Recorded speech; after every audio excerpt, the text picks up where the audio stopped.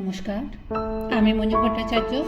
আমার গল্প পাঠ আসরে আপনাকে স্বাগত জানাচ্ছি। আজ আমি পড়ে শোনাচ্ছি বিভূতিভূষণ বন্দ্যোপাধ্যায়ের একটি ছোট গল্প, নদীর ধারের বাড়ি। শ্যামলীদের বাসা ছিল পীতাম্বর লেনে, 2 নম্বর পীতাম্বর চৌধুরী লেন। সেখানে পুরনো বাড়ি, দোতলায় 6টি ঘরে 6টি পরিবারের বাস। কলতলায় 2টি বেলা সমানে ঝগড়া চলে জল তোলা নিয়ে। শ্যামলী ওদের মধ্যে একটু দেখতে ভালো, বয়স 30-এর সামান্য ওপরে, 2-1 বছর ওপর। 4 সন্তানের মা, 2টি মেয়ে 2টি ছেলে। বেলা 10টা বাজে, শ্যামলীর স্বামী খেতে বসেছে। শ্যামলী ডালের বাটিতে হাতা ডুবিয়ে সামনে বসে আছে। শ্যামলী বললে, ফিরবে কখন? শ্যামলীর স্বামীর নাম যদুনাথ ভট্টাচার্য। যদুনাথ একটা সওদাগরি অফিসে 70 টাকা মাইনে চাকুরি করে। যুদ্ধের বাজারে তাতে চলে না, খাওয়া দাওয়ার অসীম কষ্ট। ছেলে মেয়েগুলো দুধ খেতে পায় না, 2টো শুকনো মুড়ি চিবোয় স্কুল থেকে এসে।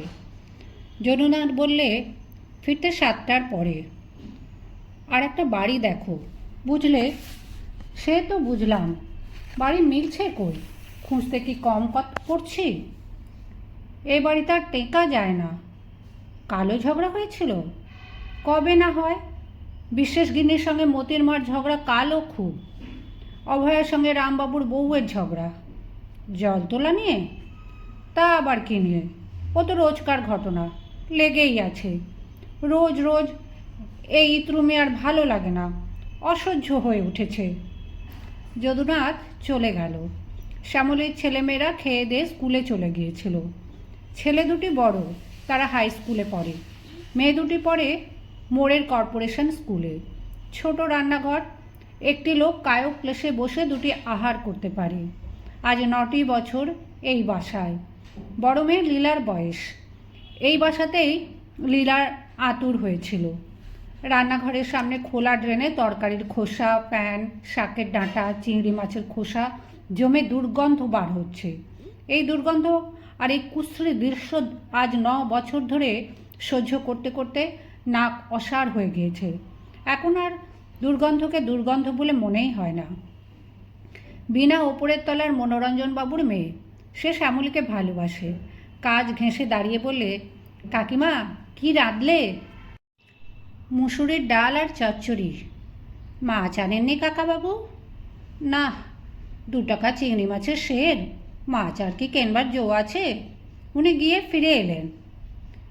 এবার রেশনের চালে কাঁকড় খুব কম কাকিমা, আপনারা রেশন আনেননি?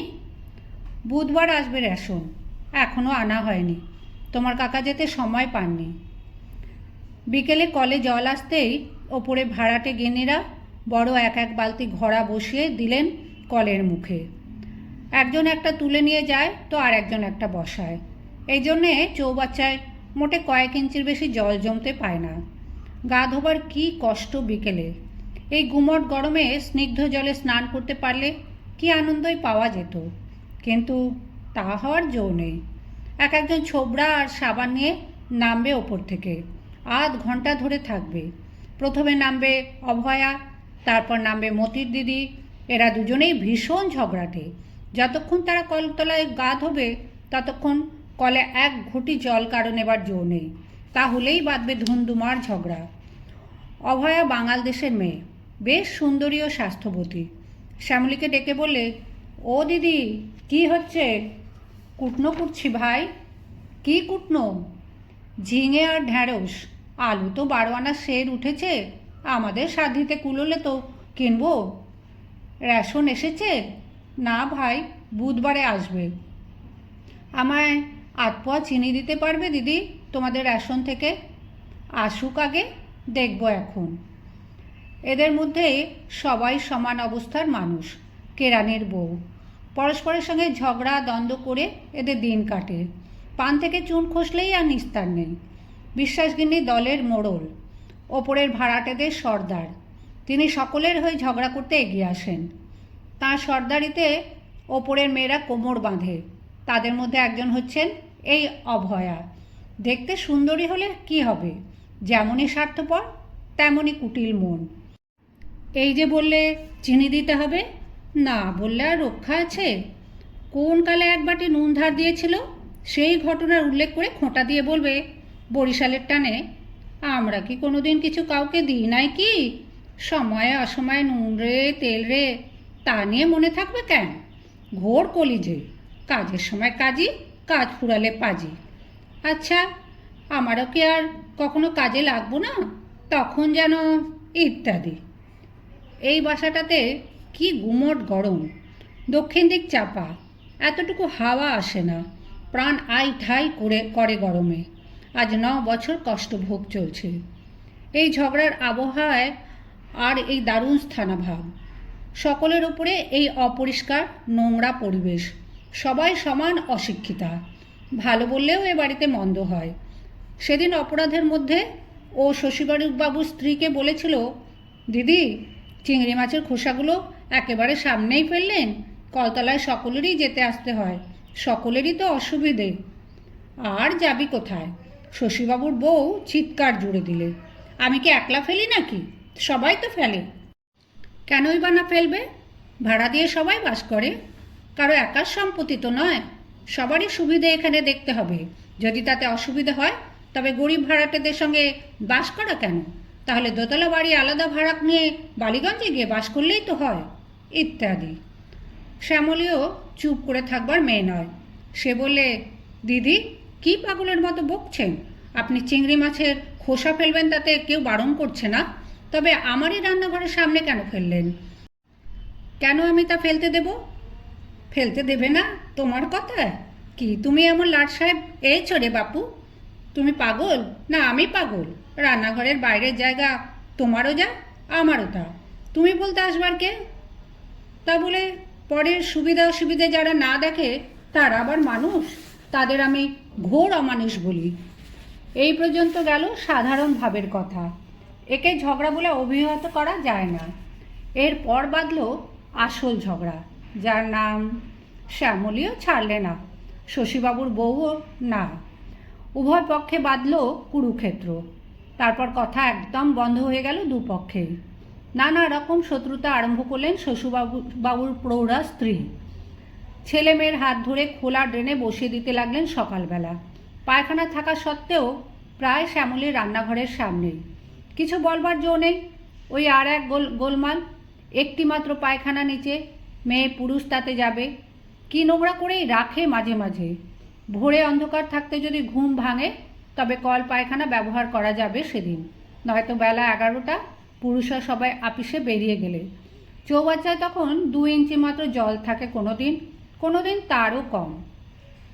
শ্যামলীর দম বন্ধ হয়ে আসে। এমনকি কোনো বাসা পাওয়া যায় না যাতে অন্তত মেয়েদের একটা আলাদা নাইবার জায়গা আছে। আষাঢ় মাসের প্রথম, ফেরিওয়ালা গলির মধ্যে হাঁকছে, চাই ল্যাংড়াহাম ল্যাংড়াহাম। বৃষ্টি এখনো নামেনি এবার। জ্যৈষ্ঠ মাসের গরম প্রায় সমানভাবেই চলছে। মতির ছোট বোন এসে বলে, 10 পলা তেল ধার দেবেন কাকিমা? শ্যামলী বলে, হবে না, তেল নেই। 8 পলাও হবে না, কিছু নেই। মেয়েটা চলে গেল। শ্যামলী তেল দেবে কি? ওদের কোনো আক্কেল নেই। শ্যামলী কি সাধে বিরক্ত হয়েছে? উনি খারাপ কলের তেল খেতে পারেন না বলে 1 নম্বর কানপুর কিনে আনেন ওর আপিসের রেশন বেচে। সে কি ঝাঁঝওয়ালা তেল!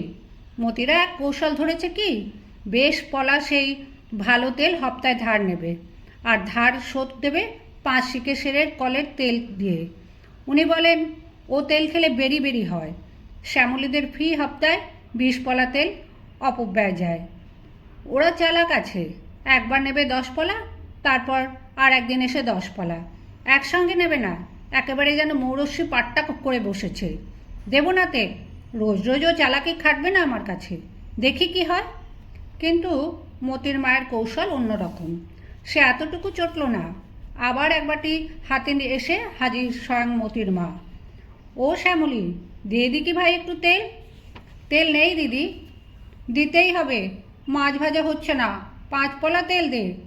যা আছে আমারই কুলোবে না দিদি। দেখি তোর তেলের বোতল দে ভাই, আমায় 5 পলা। অগত্যা শ্যামলী উঠে গিয়ে তেল দেয়। ও আবার পরের কাঁদুনি মিনতি বেশিক্ষণ সহ্য করতে পারে না। ঠকছে তো দেখাই যাচ্ছে, ঠকুক, লোকে তাতে খুশি হয়, হোক। কিন্তু এই সামান্য ব্যাপার নিয়ে দোতলার ভাড়াটাদের মধ্যে মহা ঘোটমঙ্গলের সৃষ্টি হলো। মতির মা গিয়ে 7খানা করে লাগিয়েছে তাদের কাছে। তেল থাকতেও দিতে চাচ্ছিল না। বোতল দেখতে চাইলুম, তাই তো দিলে। এমন ছোট নজর তো কখনো করতে পারি না আমরা। এই যে সেদিন বৈশাখ মাসে ওর পেটের ব্যথা ধরল রাত্রে, যদুবাবু সোডা চেয়ে নিয়ে যাননি আমাদের এখান থেকে, দিইনি আমরা। লোকের কাছে হাত পেতে যেমন নিতে হয় তেমনই দিতেও হয়, তবে লোকে মানুষ বলে। তারপরের দিন আর কলতলায় যাওয়া যায় না। বড় বড় বালতি, ঘড়া আর টব পড়লো একের পর এক সকাল থেকে। সেসব সরিয়ে এক বালতি রান্নার জল নিতে গেলেও ঝগড়ায় মুখর হয়ে উঠবে সারা বাড়িটা। সে কথা শ্যামলী ভালো রকমই জানে, অনেকবারের অভিজ্ঞতায় জানে। সুতরাং আষাঢ় মাসের গুমট গরমে বেলা 11টা পর্যন্ত তাকে অস্নাত অবস্থায় থাকতে হলো। 11টার পর কলের জল কখন চলে গেল। যখন সে নাইতে গেল তখন চৌবাচ্চায় ইঞ্চি চারেক মাত্র জল। কাকের মুখ থেকে তার মধ্যে পড়েছে ভাত। এই সময় একদিন যদুবাবু এসে বললেন, ওগো শোনো, একটা সন্ধান পেয়েছি। রানাঘাট থেকে নেমে যেতে হয় প্রায় 11 মাইল উত্তরে, বল্লভপুর বলে পাড়া গাঁ। সেখানে কলকাতার এক বড়লোকের জমিদারি কাছারি ছিল, বিক্রি করে ফেলেছে। মাঝে মাঝে যেত বলে কাছারি বাড়ির সংলগ্ন দোতলা বাড়ি তৈরি করেছিল। ওপরে নিচে 5খানা ঘর, বারান্দা, রান্নাঘর, নাইবার ঘর সব আছে। 10 বিঘে জমির ওপর কাছারি বাড়ি, তাতে আম কাঁঠালের গাছ, কলা গাছ আছে। বাড়ির সেই জমির নিচে দিয়ে একটা ছোট নদী বয়ে যাচ্ছে, তাতে জমিদার বাঁধানো ঘাটলা করে দিয়েছেন। বাড়ির মেয়েরা যখন গিয়ে থাকতো তাদের নাইবার সুবিধার জন্য। সব শুদ্ধ 3,000 3,500 টাকা হলে বাড়িটা পাওয়া যায়, জমি শুদ্ধ। কিনবো? প্রভিডেন্ট ফান্ডের টাকা সব যদি তুলে নিই। অত কমে হবে? পাড়া গাঁ, কে সেখানে খদ্দের হচ্ছে? যদ্দূর শুনলাম চাষা গাঁ, গাঁয়েও অত টাকা দিয়ে কেনার লোক নাই। টাকা দেবে কোথা থেকে? প্রভিডেন্ট ফান্ডের টাকা সব তুলে নিই, তোমার গহনা কিছু দাও, আর ইন্স্যুরেন্স কোম্পানির কাছ থেকে কিছু ধার করি। আমার কাছেও সামান্য কিছু আছে। শ্যামলের মন নেচে উঠল। কতদিন সে পাড়াগাঁয়ের মুখ দেখেনি। বাপের বাড়ি ছিল হুগলি জেলার তারকেশ্বর লাইনে দাসপুর গ্রামে। সে বংশে বাতি দিতে কেউ নেই। জ্ঞাতি কাকারা পর্যন্ত উঠে এসে কলকাতায় বাস করছেন। ঘোর ম্যালেরিয়া, চলে না সেখানে থাকা। যদি সম্ভব হয়, ভগবান কি এত দয়া করবেন? তা কি তার কপালে সম্ভব হবে? শ্যামলী বললে, কিন্তু তুমি কোথায় থাকবে? কেন সেখানে? আপিস চাকুরি ছেড়ে দেবো? একঘেয়ে হয়ে গেছে এই জীবন, আর ভালো লাগে না। স্বাস্থ্যও যেতে বসেছে। একটু সাহস করে দেখি, যা আছে কপালে ওখানে জায়গা জমি নিয়ে চাষবাস করব। ছেলে দুটোর লেখাপড়া, রানাঘাটে বোর্ডিংয়ে থাকবে, সে ব্যবস্থা হয়ে যাবে এখন। আর এ যা লেখাপড়া শিখছে, এ শিখে তো কেরানি হবে। তার চেয়ে ভালো কাজ ওখানে শিখতে পারবে। বিলেত থেকে লোক গিয়ে আমেরিকায় বাস করে আমেরিকা যুক্তরাজ্য স্থাপন করেছিল। অজানায় পাড়ি না দিলে মানুষ মানুষ হয়ে ওঠে না। জীবন উপভোগী যদি না করলুম, বেঁচে থেকে কি হবে? গ্রামের লোকদের কাছে দুটো ভালো কথা বলবো, নাইট স্কুল করব, বই পড়তে শেখাবো। এ আমার অনেক দিনের শখ। স্বামী স্ত্রীতে মিলে সারা বিকেল আর রাত ধরে পরামর্শ হলো। শ্যামলের চোখে রঙিন স্বপ্ন ভেসে উঠেছে। দূরের পাখি ডাকা ফুল ফোটা সুমুখ জ্যোৎস্না রাত্রির প্রহরগুলি। কত অলস মধ্যাহ্নে বনানী কোলে ঘুঘুর ডাক শোনা। বিছানায় আধো জাগরিত, আধো ঘুমন্ত অবস্থায় শুয়ে শুয়ে কত আম্র মুকুলের গন্ধে সুবাসিত সকাল সন্ধ্যা। 3:15 পরে যদুবাবুর সঙ্গে একটি প্রৌঢ় ভদ্রলোক শ্যামলীদের বাসায় ঢুকলেন। যদুবাবু বললেন, উনি এখানে খাবেন। শ্যামলীকে আড়ালে ডেকে বললেন, উনি ওদের স্টেটের নায়েব, ওরও নাম যদুবাবু, তবে উনি কায়স্থ। আমাকে বলে কয়ে উনিই বাড়ি দেওয়াচ্ছেন। অতি ভদ্রলোক। একটু ভালো করে খাওয়া দাওয়াও 3:30-এর মধ্যে হয়ে যাবে। আর সেই সঙ্গে জমিদারের খাস কিছু রোয়া ধানের জমি আছে, সেটাও ওই সঙ্গে হয়ে যাবে। আহারাদির পরে ভদ্রলোক অনেকক্ষণ কি পরামর্শ করলেন যদুবাবুর সঙ্গে, তারপর চা খেয়ে বিদায় নিলেন। এর 3 দিন পরে শ্যামলীকে যদুবাবু বললেন, বাড়ি রেজিস্ট্রি করা হয়ে গিয়েছে। আষাঢ় মাসের শেষের দিকে জিনিসপত্র গুছিয়ে শ্যামলীরা তাদের নতুন কেনা বাড়িতে বাস করতে চলল। কলকাতার বাসা একেবারে উঠিয়ে দিলে না। কিছু কিছু জিনিসপত্র ঘরে রেখে ঘর চাবিবন্ধ করে গেল। রানাঘাট থেকে ট্রেন বদলে ওরা বেলা 10টার সময় বনগাঁ লাইনের গঙ্গনাপুর স্টেশনে নামল। আগে থেকে বন্দোবস্ত করার ফলে বল্লভপুর গ্রামের একখানা গরুর গাড়ি স্টেশনে উপস্থিত ছিল। মাঠ ও বন জঙ্গলের মধ্য দিয়ে এ গ্রাম ও গ্রাম পেরিয়ে চলল গাড়ি। বেলা প্রায় 3টের সময় সামনের একটা ঝাঁকড়া বটগাছ দেখে গাড়োয়ান বলে, ওই বুঁদিপুরের বনবিবিতলা দেখা যাচ্ছে, ওর পরেই বল্লভপুর। শ্যামলের বুক দুলে উঠল। কি জানি কেমন হবে এত আশা সুখে কেনা বাড়িটা, কেমন হবে সেখানকার জীবনযাত্রা। জানাকে ফেলে অজানাকে তো আঁকড়ানো হলো চোখ বুজে। এখন কি সেই অজানার প্রকৃতি কি সেটা এক্ষুনি তো বোঝা যাবে, আর একটু পরে কি গিয়ে দেখবে সেখানে, কি জানি সর্বস্ব খুয়ে তার বিনিময় কিনা। ক্রমে আরও আধ ঘন্টা কেটে গেল। বেলা বেশ পড়ে এসেছে।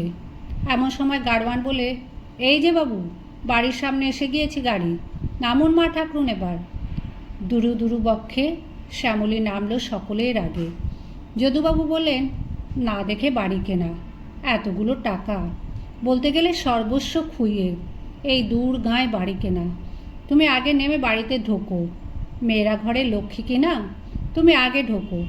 আমার তো সাহস হচ্ছে না, কি জানি কীরকম হবে, নামো আগে।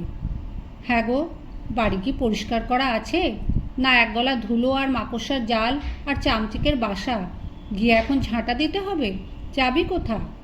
গাড়োয়ান শুনতে পেয়ে বলে, মা ঠাকরুন, বাড়িতেই আছে মুক্তোর মা গয়লানি আর তার ছেলে, তারাই বাড়ি দেখাশোনা করে, নিচের একটা ঘরে আছে, চাবি তো নেই, বাড়ি খোলাই পড়ে আছে। কয়েক পা এগিয়ে গিয়ে একটা বাঁশঝাড়ের আড়ালে একেবারে শ্যামলীর সামনেই যে বাড়িটা পড়ল, সেটা দেখে সে আনন্দে ও বিস্ময়ে অবাক হয়ে দাঁড়িয়ে গেল। এই বাড়ি তাদের, এমন বাড়ি এই অজপাড়াগাঁয়। কলকাতায় এমনি হলদে রং করা সবুজ রঙের জানালা খড়খড়িওয়ালা দোতলা বাড়ি দেখেছে, দোতলাও নয়, বাড়িটা তেতলা, কিন্তু এমন বাড়িটা সত্যিই তাদের নিজস্ব। শ্যামলী আনন্দে চেঁচিয়ে উঠে বলে, ওগো দেখো, এসে দেখো। পরক্ষণেই ওর লজ্জা হলো, গাড়োয়ানটা না জানি কি দেখলেই মনে করলে ওকে। ততক্ষণে যদুবাবু ও ছেলেমেয়েরা বাঁশঝাড়ের মোড় ছাড়িয়ে বাড়ির কাছে এসে গিয়েছে। যদুবাবু বললেন, বাহ, বেশ বেশ। রাস্তায় আসতে গাড়োয়ানকে যদুবাবু বাড়ির কথা বহুবার জিজ্ঞেস করেছিলেন। সে বলেছিল, চমৎকার বাড়ি বাবু, কলকাতার বাবুরা থাকবার জন্যই করেলেন, তেতলা বাড়ি, দরাজ জায়গা, নদীর ধারে বাঁধা ঘাট আছে, ফল পাকড়ের গাছ, দেখবেন বাড়ির মতো বাড়ি। কিন্তু ছোট লোকের সে কথায় আস্থা স্থাপন করতে পারেনি শ্যামলী বা তার স্বামী। এখন বাড়িটা দেখে মনে হলো গাড়োয়ান অনেক কমিয়েই বলেছিল। বাড়িটার সম্বন্ধে আসল কথা হচ্ছে, অনেকখানি ফাঁকা জায়গার মধ্যে বাড়িটা দাঁড়িয়ে, অথচ ঠিক পাশেই গ্রামের বসতি। বনানের ও মাঠের সবুজের মধ্যে হলদে রঙের বাহার। ওরা হুড়মুড় করে সবাই গিয়ে বাড়ি ঢুকলো। নিচের ঘরে গিয়ে দেখলে সেখানে এক বুড়ি মাদুরের ওপর ঘুমিয়ে আছে। শ্যামলী ডাকলে, ও ঝি, কি যেন নাম ওর? মুক্তোর মা। ও মুক্তোর মা। বুড়ি ধর্মর করে জেগে উঠে বসলো। তারপর ঘুম জড়ানো চোখে ওদের দিকে খুব সামান্য একটুখানি চেয়ে থেকে তাড়াতাড়ি মাদুর ছেড়ে উঠে এসে শ্যামলীর পায়ে গড় হয়ে প্রণাম করে বলেন, পোড়া কপাল আমার মা, ঘুমিয়ে পড়েছি এই অবেলায়। বেনবেলা থেকে ওপরে নিচে সব ঘর ধোলাম, পোছলাম, ঝাড় দিলাম, ছাদ ঝাড় দিলাম। বলি, মা ঠাকুরুনরা আসছেন, বাবু আসছেন, তা ছাদ তো নয়, গড়ের মাঠ, এই হাতির মতো বাড়ি ধোয়ানো সামলানো কি একদিনের কর্ম? আসুন মা ঠাকুর, আসুন বাবা। শ্যামলী বললে, তোমার নাম মুক্তোর মা? বলে সবাই, বলো না, অদেষ্টের মাথায় মারি 7 ঠ্যাংরা, নামটাই আছে বজায়, যার জন্যই সে আর নাই, তাহলে কি আজ আমার ভাবনা? শ্যামলীর ওসব কথা ভালো লাগছিল না। তার ইচ্ছে হচ্ছিল এক দৌড়ে বাড়িটার ওপর নিচে সব দেখে আসে। কিন্তু কি মনে করবে এরা, কি মনে করবে মুক্তোর মা? ওরা সবাই মিলে নিচের ঘরগুলো দেখলে, বড় বড় দুটো ঘর, প্রশস্ত থামওয়ালা ঝিলিমিলি বসানো বারান্দা, ওদিকে অন্য একটা ছোট রোয়াকের সামনে রান্নাঘর। শ্যামলীর বড় ছেলে কানাই বলে, মা, এ তো রান্নাঘর নয়, এ আমাদের কলকাতার বাসার ঘরের চেয়েও অনেক বড়। দেখো কেমন আলমারি দেওয়ালের গায়ে। বড় মেয়ে ডলি বললে, কতগুলো জানলা দেখো মা রান্নাঘরে। ওপরে সিঁড়ি বেয়ে দূর দূর করে সবাই উঠল। শ্যামলী বললে, ওগো দেখো কি সুন্দর মেঝে, কাচের সার্সি বসানো জানালা। কানাই ও ছোট ছেলে বলাই একসঙ্গে চেঁচিয়ে উঠল, কি সুন্দর সিনারি, দেখে যাও মা বারান্দা থেকে। ওই তো মাঠটার পরেই কেমন সুন্দর ছোট্ট নদীটা, ওপারে সবুজ মাঠ, কেমন ঝোপ আর বাবলা গাছ, গরু চড়ছে। ও কি ফুল ফুটেছে ওপারের ক্ষেতে বাবা? যদুবাবু বললেন, ও ঝিঙের ফুল। বর্ষাকালে সন্ধ্যের সময় ঝিঙের ফুল ফোটে কিনা। সত্যি ভারী সুন্দর সিনারি বটে। ওগো দেখো এদিকে কি ফাঁকা। শ্যামলী বললে, তেতলের ঘরটা দেখে আসি চলো। তেতলার ঘরটি অপেক্ষাকৃত ছোট, কিন্তু খুব বড় বড় 3টি জানালা, 3টি দেওয়ালে, রাঙামাটির পালিশ করা মেঝে, দড়ার ছাদ। ছাদের ওপর থেকে বহুদূর ব্যাপী মুক্তোর মতন সবুজ বাণী এই আষাঢ় সন্ধ্যায় ওদের অন্তঃস্পর্শ করলে শ্যামলীর চোখে জল চলে এলো। এ যেন রূপকথার রাজবাড়ি তার কাছে। সে গরিব ঘরের মেয়ে, গরিব ঘরের বউ, কলকাতার বাসার অন্ধকূপে আজীবন কাটিয়ে আজ কী ভাগ্যে এমন বাড়িঘর নিজের মনে করবার অধিকার পেল। কানাই ইতিমধ্যে ছুটে এসে বলল, বাঁধা ঘাট দেখে এলাম মা, একটু ভেঙে ভেঙে চটা উঠে গিয়েছে চাতালের, তবুও দিব্যি আরামে নাইতে পারবো। ওই তো দেখা যাচ্ছে এই উঠোনটা পার হয়ে।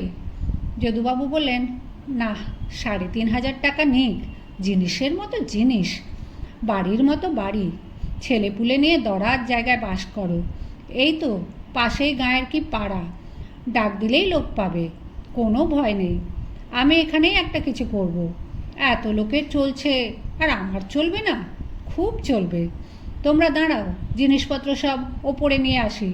কি কি গাছ আছে মুক্তোর মা? মুক্তোর মা বলে, 3টে আম গাছ আছে, 7টা কাঁঠাল আছে, একটা পেয়ারা গাছ, একটা চালতে গাছ, একটা বিলিতি কুল গাছ, 2 ঝাড় কলা গাছ, 4টে নারকোল গাছ। বাবুরা নিজের হাতে সব লাগিয়েছিল থাকবে বলে, শখ করে কলকাতা থেকে চারা এনে এই ও বছর ওই দেখো একটা চাঁপা ফুল গাছ বসে গিয়েছে। একটু পরে সন্ধ্যা হয়ে অন্ধকার নামলো। শ্যামলীর দুঃখ হলো, এখন আর কিছু দেখা যাবে না। নতুনতর জীবনযাত্রার পথে নতুনতর দেশের প্রতি পথঘাট চিনে নেওয়া যেত, ভালো করে দেখা যেত আলো ভরা দিন মানে। শ্যামলী তাড়াতাড়ি লণ্ঠন জ্বালে, ডাকলে, মুক্তোর মা, ও মুক্তোর মা। মুক্তোর মা মালপত্র গাড়ি থেকে নামিয়ে এনে দোতলায় তুলছিল। বললে, কি মা, জল আছে বাড়িতে? জল তুলে রেখেছি একটা বালতিতে, আর তো পাত্র নেই, তাই তুলতে পারিনি। সে কথা বলছি নে, বাড়িতে জল আছে, কুয়ো টুয়ো বাঁধানো পাতকুয়ো আছে, নামার ঘর আছে রান্নাঘরের পেছনে। চলুন আমি দেখিয়ে দিই। বাবুদের বাড়ি কোনো ত্রুটি ছিল না মা, আগা গোড়া সান বাঁধানো, চৌবাচ্চ আছে বাঁধানো। তাতে জল তুলে রাখুনি? নাইবে যদি তবে পাতকুয়োর জলে কেন মা, দিব্যি বাঁধানো নদীর ঘাট, অসাগর জল নদীতে। এখন জোয়ার এসেছে, সব পৈঠেগুলো ডুবে গিয়েছে, চলুন গা ধুয়ে আসবেন। শ্যামলী নদীর ঘাটেই নাইতে গেল। ঘাটের ঠিক পাশে কি একটা বড় প্রাচীন গাছ, তার ছায়া পড়েছে বাঁধাঘাটের পৈঠেগুলোতে। কি একটা পুষ্পের সুবাস বাতাসে ভুরভুর করছে, এই গাছ থেকেই আসছে। কি ফুলের গন্ধ মুক্তোর মা? কি একটা লতা উঠেছে, কাল সকালে দেখবেন সাদা সাদা ফুল ফুটেছে, ভারী বাস বেরোয় রাত্রিরে। শ্যামলী জলে নামলো। আর সে রূপকথার রাজকন্যে, স্নিগ্ধ জল, ওপারের দিক থেকে হাওয়া বইছে, সেই ফুলের সুগন্ধ, তারা ভরা আকাশ, এই বাঁধা ঘাট, এই প্রাচীন কি বনস্পতি, এই বনস পুষ্প সুবাস সব তাদের নিজস্ব। তারা পয়সা দিয়ে কিনেছে। কলকাতায় সেই পচা ড্রেন, কলতলা, অভয়া, বিশ্বাসগিন্নি সব স্বপ্ন হয়ে গিয়েছে একদিনে। তাদের জন্যেই সত্যি কষ্ট হলো। বেচারি মতির মা, বেচারি শশীবাবুর বউ, ওদের একবার এখানে আনতে হবে। না, এও স্বপ্ন, এখনও যেন বিশ্বাস হয় না এত সৌভাগ্য। ডলি চেঁচিয়ে ডাকছে দোতলার বারান্দা থেকে, ওমা, শিগগির গা ধুয়ে এসো, বাবা চা চাইছে, এসো চট করে। শ্যামলী স্বপ্নলোক থেকে নেমে এলো। সাবানের বাক্সটা নেই, আনতে ভুলে গিয়েছে তাড়াতাড়িতে। মুক্তোর মা, ছুটে যাও, বড় দিদিকে বলগে যাও ছোট তরঙ্গের মধ্যে সাবানের বাক্সটা আছে দিতে।